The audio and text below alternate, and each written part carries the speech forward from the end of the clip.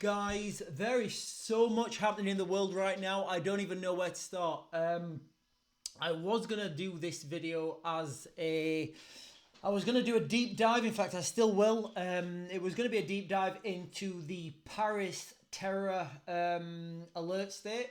You know, Paris is holding the Olympics this year, 2024, and the likelihood of a terror attack, from my point of view.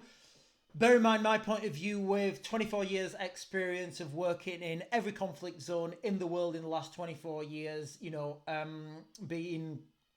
doing counterterrorism work for the military, being in invasions with military, being a security manager, working for governments, working for NGOs. I'm telling you now, guys, Paris is an absolute hotbed right now, okay? And it's gonna be even worse in the Olympics.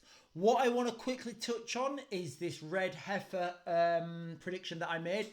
Guys, my last video, if you've not seen that, go check that out now. I said that I believe the red heifer in Israel has been sacrificed, which is going to usher in the building of the third temple, end times, Antichrist, all sorts of biblical prophecies.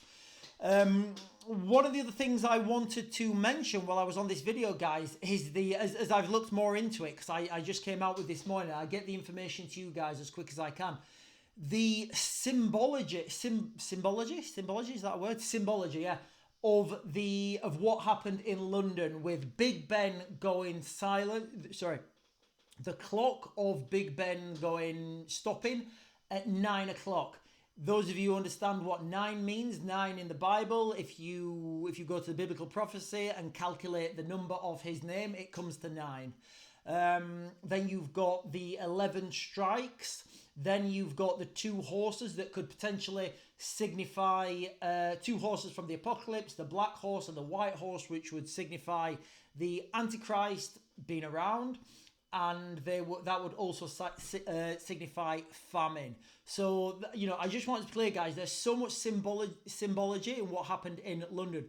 Remember, Greenwich Mean Time. Greenwich Mean Time in London is the time that all other times go from. You're either in front of Greenwich Mean Time or behind Greenwich Mean Time. So Greenwich Mean Time is the time that everywhere else goes from. So the world clock goes from London time.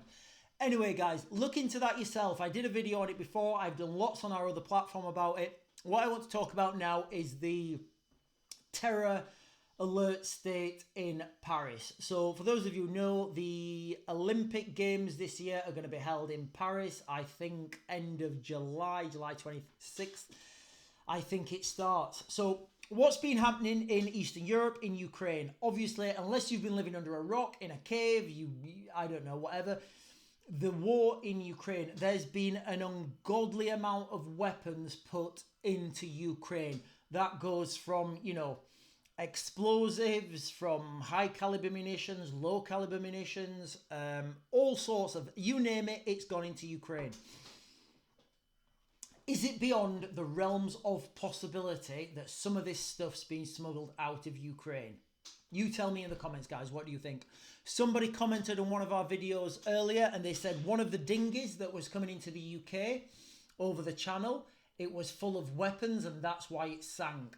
These are unconfirmed reports, guys. I guess, mainstream media are never going to announce this. I've been saying for a while that, weapons could be coming over the channel in these dinghies, just, trailing behind the dinghies in a plastic bag, waterproofed. When the RNLI come out and rescue the people, they just let the bag go, the weapons sink to the bottom of the sea and nobody knows about them. However, if the RNLI don't come out, then the weapons then get to mainland UK. That's not what we're talking about. We're talking about Paris. Even easier to get these weapons on Paris.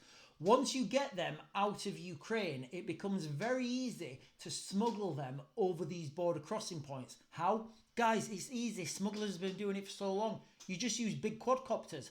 All you have to do is lift these munitions up and over the border for about, a mile? And you have another team on the other side picking them up. It's very difficult to stop this. It's very difficult to traffic this. It's very difficult to track this. It's very difficult to deal with it and to police it. So it's my analysis that there's going to be a lot of weapons in Paris at this time. There's going to be a lot of military grade weapons. I mean, explosives, rockets. I mean, body armor for the assailants. And what we've seen in recent years, the French police, the French military, guys, don't get me started on the French Special Forces. They're not geared up to cope with this threat. So I see the Olympic Games in Paris like probably the highest level of threat that you could have for a public event. Guys, if you're going there, you need to have serious thoughts about going. You need to have a really good security plan, and you need to make sure you've ticked every box that you can with your own personal safety. Guys, I'm going to leave it a short one today because it's Friday. Who knows what's going to happen?